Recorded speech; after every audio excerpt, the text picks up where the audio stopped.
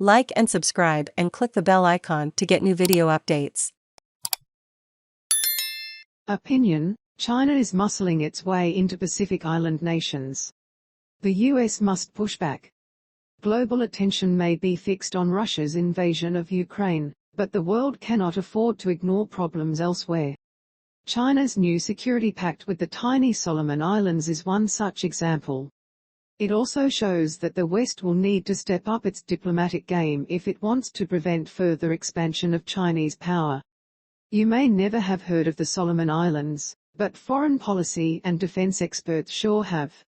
The nation was the site of the crucial Battle of Guadalcanal in World War II, where the United States started to roll back Japanese conquests. The archipelago was important then because Japanese forces stationed there could threaten Allied positions in the southwestern Pacific and New Guinea, disrupting Australia's supply routes from the United States. It is a mere 1,100 miles from Australian air and naval bases in Cairns, Queensland, which means Chinese forces based on the islands could threaten our ally as well as the sea lanes to the north and east, potentially disrupting US efforts to come to Taiwan's aid if China were to invade. This is only the most recent development in China's long-standing attempt to gain influence in small, strategically located Pacific Island nations. Australia's Lowy Institute reports that Beijing has spent about $170 million in aid to Pacific nations such as Kiribati, Fiji and Papua New Guinea. This has earned China much goodwill and tangible benefits such as Kiribati's decision to open its waters to Chinese fishermen, a move Western analysts say will enable China to penetrate the area militarily. Vanuatu, another island nation, denies it will permit China to establish a naval base there, but a Chinese-funded port expansion project could allow for a civilian facility that could be quickly converted to military use in the future. China's close ties to Fiji even spurred Secretary of State Antony Blinken to visit the tiny nation in February to pull it back to the Western camp. Reversing these Chinese gains is important for US strategy in the Pacific.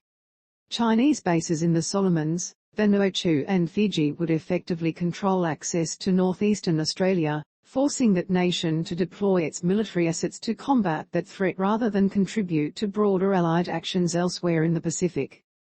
Kiribati is only about 1,350 miles south of the U.S. Pacific Naval Base in Pearl Harbor.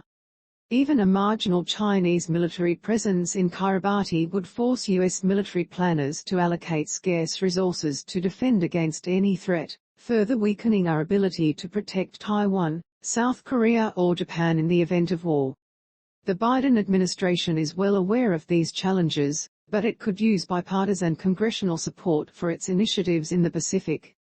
It's going to take hundreds of millions of dollars in annual aid to compete with China, and Republicans should be fully on board with financing this project. It's a lot cheaper to keep a nation out of China's orbit than it is to build the military forces to work around it. Both parties will have to overlook the fact that some of that money will go toward potentially unsavory regimes. Tonga, for example, is a constitutional monarchy where the king remains politically powerful and nobles hold 9 of the legislature's 26 seats. Fiji has had 2 coups d'états and a constitutional crisis since 2000. 6 of these crucial nations still criminalize same-sex relations. None of that is pretty, but China will surely overlook a country's commitment to democracy or modern conceptions of human rights.